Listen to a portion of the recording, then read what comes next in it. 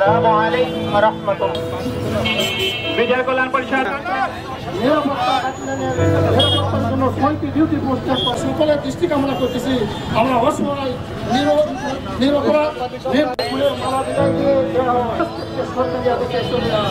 এবং কিন্তু আমরা এখন এতিম। আমার ভাইয়ের জন্য আমরা অনেক হলো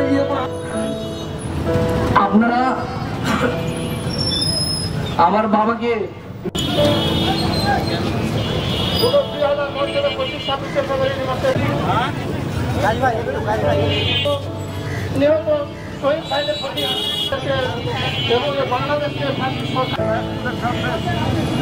চাকরিতে বিজয়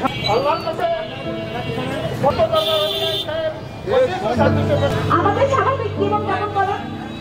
এই সমন্বয়ের কাছে আমাদের বাঁচার একটা আশ্রয়। অবস্থায় আমার বাবা গ্রেপ্তার হন।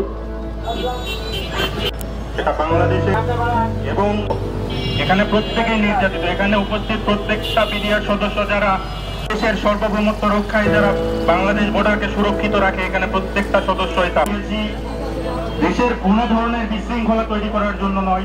এখানে আমরা ধন্যবাদ থানা স্যারকে।